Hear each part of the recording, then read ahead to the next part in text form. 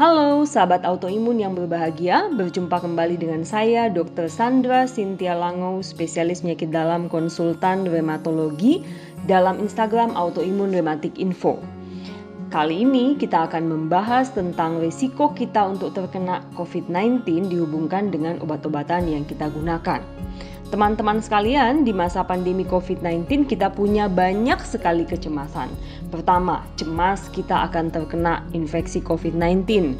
Yang kedua, kita cemas untuk berobat ke rumah sakit ataupun harus memeriksakan laboratorium rutin yang biasa kita lakukan.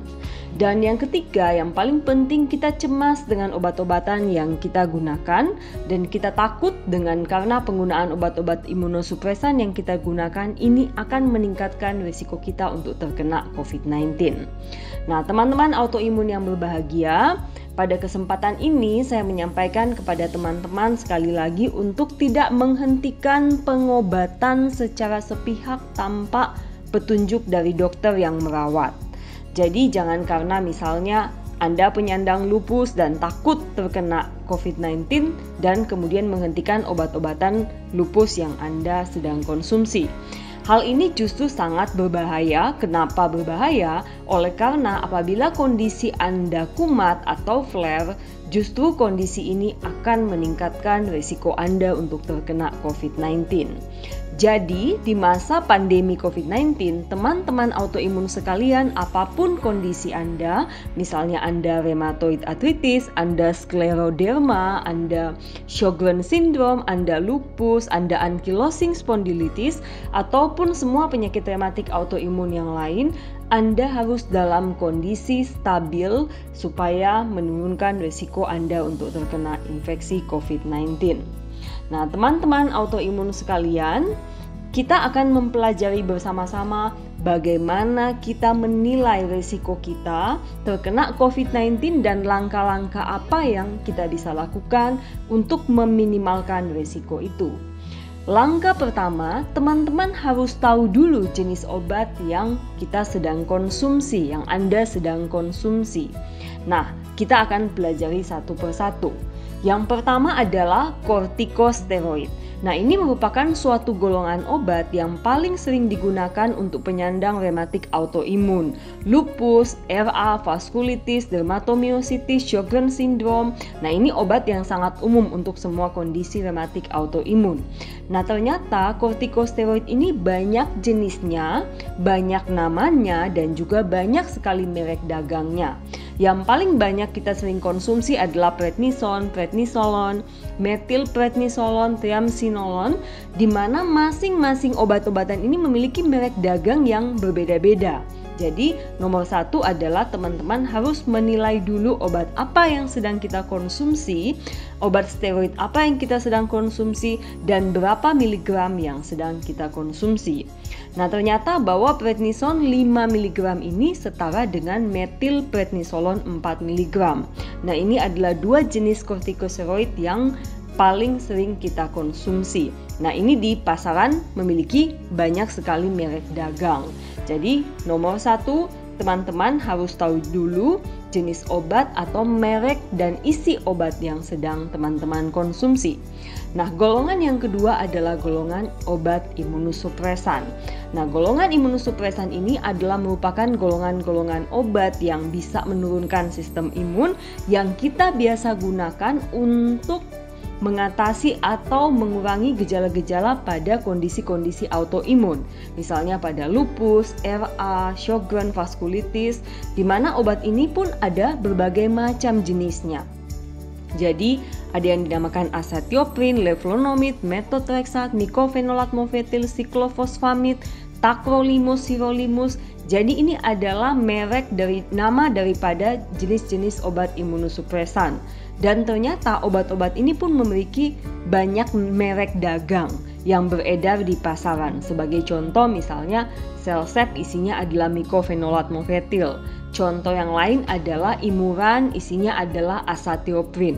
Jadi masih banyak merek dagang yang lain. Nah, teman-teman juga harus tahu nih, obat imunosupresan yang sedang saya konsumsi ini merek dagangnya apa dan isinya apa. Nah, tidak termasuk dalam obat imunosupresan yang ini adalah hidroksikloroquine dan sulfasalazin. Nah, golongan ketiga yang kita harus kenal adalah golongan agen biologik. Jadi ini biasanya merupakan obat yang disuntik, baik yang disuntik di bawah kulit atau subkutan ataupun ada yang diinfus. Nah, biasanya ini merupakan obat yang digunakan sebagai terapi lini kedua atau lini ketiga dari berbagai jenis penyakit autoimun yang biasa digunakan misalnya pada rheumatoid arthritis, ankylosing spondylitis. Nah, ini adalah golongan-golongan obat yang istilahnya lebih canggih yang biasa digunakan dalam bentuk suntikan. Nah, di sini golongan agen biologik ini pun bermacam-macam. Ada yang disebut dengan anti-TNF alpha dan ada obat-obat yang lain. Nah, untuk golongan anti-TNF alpha pun ada beberapa macam nih. Misalnya etanercept, ada limumab, infliximab, golimumab, certolizumab. Ini pun ada merek dagangnya masing-masing. Sebagai contoh misalnya ada limumab, nama dagangnya adalah Humira, kemudian golimumab adalah Simponi. Nah, ini adalah beberapa jenis-jenis obat agen biologik yang banyak beredar di pasaran. Ada juga tocilizumab, belimumab, anankira, secukinumab, dan banyak lagi yang lain, dan ada golongan-golongan obat tertentu yang disebut dengan rituximab. Jadi, nomor 2, teman-teman harus mengenali nih dari semua jenis-jenis obat yang sedang kita konsumsi, obat apa dan ini termasuk dalam golongan obat yang mana. Nah, ada juga dengan golongan obat molekul kecil seperti baricitinib dan tofacitinib. Nah, teman-teman, selain obat, ada lagi yang kita harus identifikasi, kita harus kenali. Jadi, apakah kita memiliki suatu kondisi penyakit penyerta tertentu? Misalnya, ada diabetes, gangguan paru, gangguan ginjal, usia yang sudah tua. Kemudian kita memiliki penyakit paru interstisial, yaitu suatu kelainan paru yang sering terjadi pada pasien-pasien dengan autoimun. Misalnya pada lupus, skleroderma, ini sering terjadi penyakit paru interstisial. Juga pada Sjogren syndrome, atau adanya hipertensi pulmonal. Hipertensi pulmonal pun paling sering pada skleroderma, kemudian pada lupus. Jadi kondisi-kondisi penyerta ini kita juga harus tahu apakah kita mengidap atau tidak.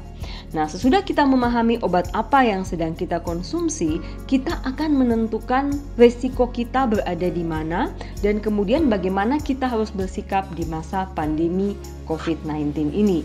Nah, teman-teman, kita membagi berdasarkan 3 risiko.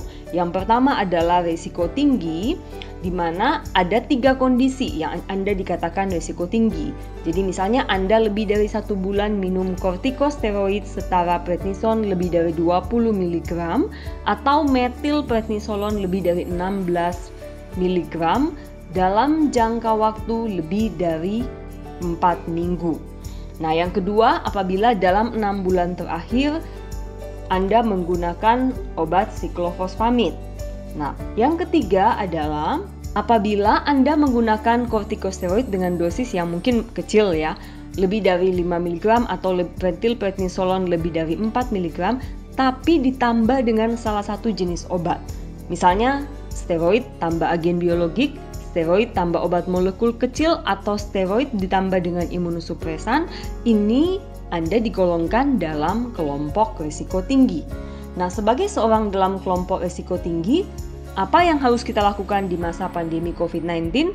Kita harus tinggal di rumah sepanjang waktu. Jadi dianjurkan untuk tinggal di rumah sepanjang waktu dan hanya bisa keluar rumah untuk pergi ke fasilitas kesehatan jika dibutuhkan. Jadi harus sangat meminimalisasi aktivitas-aktivitas setiap hari. Teman-teman autoimun, yang kedua adalah risiko sedang. Jadi suatu kondisi di mana kita harus isolasi mandiri atau pembatasan sosial terbatas pada kondisi-kondisi tertentu. Nah, bagaimana yang digolongkan dengan risiko sedang? Ada beberapa kondisi. Yang pertama, kita dalam kondisi stabil, tidak ada penyakit penyerta yang lain, tidak ada diabetes, tidak ada penyakit paru interstisial, tidak ada hipertensi pulmonal, kemudian usia kita di bawah 70 tahun, dan hanya menggunakan satu obat imunosupresan atau satu obat molekul kecil imunosupresan. Misalnya hanya menggunakan methotrexate saja, hanya menggunakan azathioprine saja, hanya menggunakan mycophenolate mofetil saja. Nah, yang kedua adalah kondisi stabil, tidak ada penyakit penyerta, dan hanya menggunakan satu obat imunosupresan dan sulfasalasin atau hidroksikloroquine. Misalnya kita hanya menggunakan mycophenolate mofetil dengan hidroksikloroquine, atau kita hanya menggunakan methotrexate dan sulfasalasin. Yang ketiga, risiko sedang ini pada pasien yang stabil, tidak ada penyakit penyerta, dan menggunakan obat imunosupresan dan satu agen biologik. Jadi kita menggunakan satu jenis imunosupresan dan menggunakan satu jenis agen biologi. Nah teman-teman sekalian, ada lagi yang dikatakan sebagai risiko rendah. Nah risiko rendah ini dikatakan sangat aman, di mana kita melakukan pembatasan sosial seperti orang umum lainnya pada umumnya. Jadi tetap bukan berarti kita bebas, namun kita harus mengikuti setiap protokol anjuran daripada pemerintah pada umumnya, sama seperti populasi pada umumnya, yaitu dimana kalau kita hanya menggunakan sulfasalasin saja atau kita hanya menggunakan hidroksikloroquine saja. Nah teman-teman sekalian, semoga pembahasan hari ini bermanfaat untuk kita, sehingga kita bisa mengenali kita berada pada posisi risiko tinggi, risiko rendah atau risiko sedang, dan kita dapat berusaha untuk menjaga supaya kita jangan terinfeksi COVID-19. Tetap melakukan pembatasan sosial, kemudian menggunakan masker, rajin mencuci tangan, menjaga kebersihan pada umumnya, makan makanan yang bergizi dan berolahraga teratur, serta menerapkan semua anjuran daripada pemerintah setempat. Demikian pembahasan saya mengenai risiko terkena COVID-19 dihubungkan dengan imunosupresan yang sedang digunakan. Semoga bermanfaat, salam sehat dan sampai ketemu lagi dalam Instagram Autoimun Rematik Info.